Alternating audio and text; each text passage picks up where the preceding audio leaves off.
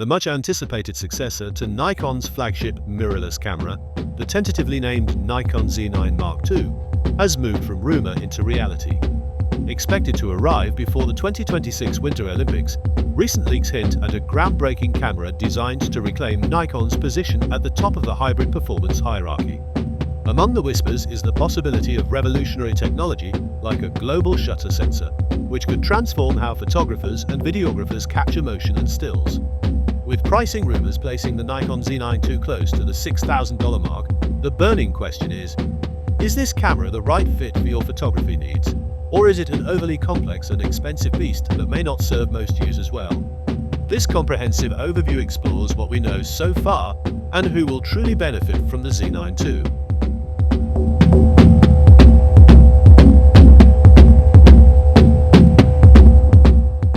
One of the most talked about potential innovations in the Nikon Z9 II is the incorporation of a full-frame global shutter sensor. While Nikon remains tight-lipped about official specifications, credible leaks and industry experts suggest the Z9 II might leap ahead of competitors by adopting this holy grail imaging technology. To understand the significance, it helps to contrast the global shutter with the common rolling shutter used in nearly all modern cameras. Rolling shutter sensors capture the image line by line, from top to bottom, which can result in distortion during rapid movements or pans, often causing skewed or jello-like effects in photos and videos. In contrast, a global shutter exposes every pixel on the sensor simultaneously, eliminating these distortions entirely. For action photographers and videographers, this means perfectly frozen moments, no matter how fast the subject or the camera moves. It also theoretically allows for unlimited flash sync speeds, enabling creative lighting possibilities that current sensors cannot achieve. If Nikon delivers on this, the Z9 II would be a groundbreaking tool that redefines image capture. Rumors point to a 45-megapixel hybrid sensor design, striving to balance high resolution with incredible speed. However, global shutter technology has traditionally struggled with certain drawbacks, especially lower light sensitivity and reduced dynamic range compared to the best rolling shutter sensors. Nikon will have to innovate to overcome these limitations and deliver a sensor that excels in all conditions. Beyond the sensor, the Z9 II is expected to blow past its predecessor's speed benchmarks. Reports indicate that the camera could achieve raw continuous shooting speeds of up to 40 frames per second, doubling the already impressive 20 FPS of the original Z9. For JPEG shooters, whispers of 240 frames per second at full resolution border on incredible. Such blistering speeds target professional photographers who rely on capturing split-second action, such as sports and wildlife shooters. These users demand every millisecond to catch decisive moments, and the Z9 II looks poised to deliver.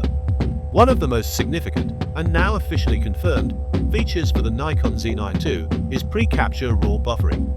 This capability means the camera continuously stores raw image data before the shutter button is fully pressed, allowing photographers to capture unpredictable, fleeting moments they might otherwise miss. The absence of this feature on the current Z9 flagship was a source of frustration among many users, particularly because the more affordable Nikon Z8 gained PreCapture Raw through a firmware update. Industry veterans and reviewers openly criticized Nikon for withholding this feature, viewing it as a strategic misstep that disappointed loyal Z9 owners who had paid a premium. Including PreCapture Raw on the Z9 II is less about innovation and more about righting a previous wrong, but it remains a critical upgrade for professionals who cannot afford to miss the perfect shot. To handle all this advanced functionality, Nikon plans to equip the Z9 II with its next-generation Xpeed 8 image processor. This powerful engine is essential to process the massive data flow generated by ultra-high-speed continuous shooting and the demands of global shutter readouts, as well as advanced video features. The camera will likely support N-Log 2, Nikon's updated logarithmic color profile designed to improve dynamic range and flexibility for color grading in post-production. This profile debuted on the Nikon ZR and is expected to be further refined for the Z9 II.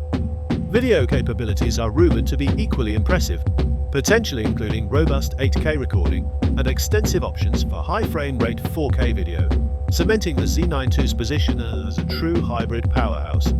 Thermal management, a critical challenge for the original Z9, especially during extended high resolution and high frame rate recording, is expected to see meaningful improvements, possibly borrowing lessons from Nikon's Moon Camera Z9 prototype showcased at CES 2025.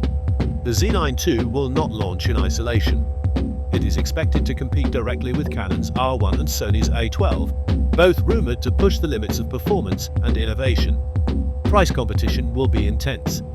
While the original Nikon Z9 debuted at $5,499, competitors' flagship models are rumored to fall between $6,300 and $6,500.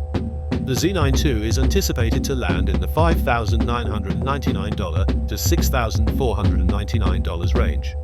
Factors like currency fluctuations, tariffs, and inflation are likely to keep the premium price tag intact. Beyond raw specs and price, Nikon faces ecosystem challenges. Compared to Sony and Canon, Nikon's lens lineup is growing but still behind in third-party support, accessory compatibility, and the pace of firmware updates addressing user feedback. For the Z9 II to succeed broadly, seamless integration into professional workflows is critical. The leaked specifications point toward a camera tailored for professional action and hybrid shooters, those who demand the utmost from their gear in terms of speed, reliability, and video quality.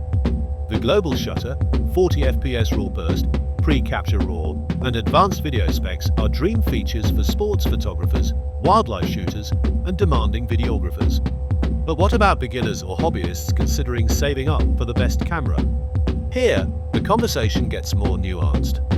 Veteran photographers and seasoned hobbyists frequently advise against the Z9 II for newcomers due to its complexity and size. The Nikon Z9 series isn't just powerful, it's deeply complex. The camera's vast array of autofocus modes, customizable controls, and layered menu systems create a steep learning curve, even for professionals. Beginners might find themselves overwhelmed by options, distracting them from the fundamental elements of photography such as composition, lighting, and creative vision. Instead of empowering new photographers, the complexity risks becoming a barrier to growth. The Z9 is a substantial and heavy camera body. When paired with professional-grade lenses, which are themselves bulky and costly, the complete kit can become cumbersome to carry for extended periods. The Nikon Z8 offers some relief in size, but remains large. The truth is, enjoyment often decreases when the gear itself becomes a burden. Many photographers swear by the principle that the best camera is the one you have with you. Smaller bodies like the Nikon Z5, Z6 II, or Z7 II combined with high-quality lenses tend to be carried and used more consistently by hobbyists and enthusiasts, fostering more opportunities to shoot. Technology in cameras advances at a rapid pace. Investing heavily in a flagship model at the peak of current tech often means paying a premium for capabilities that a beginner, or even many professionals, won't use fully for years, if ever. By the time a beginner masters the fundamentals, newer technologies and innovations might have emerged, rendering the initial investment less relevant. Experienced photographers universally agree on the mantra: marry the lenses, date the bodies. Lenses have a far more lasting impact on image quality and retain their value better over time than camera bodies. Spending $6,000 or more on a Z9 II leaves little budget for essential lenses, flashes, tripods, camera bags, and even computer upgrades necessary for efficiently handling large 45-megapixel files. Starting with a more affordable body like the Z5, Z6 II, or ZFC, paired with excellent glass, often provides a stronger foundation for skill growth and superior image quality in the long run. For a hobbyist birdwatcher or casual enthusiast, does one really need a camera capable of 40 FPS RAW shooting or a global shutter? Or would a lighter, more manageable system like the Nikon Z8, Z6 II, or Z5, combined with a quality long telephoto lens, provide more enjoyable and equally impressive results? For many non-professional applications, the performance difference between a $2,000 body and a $6,000 flagship is negligible.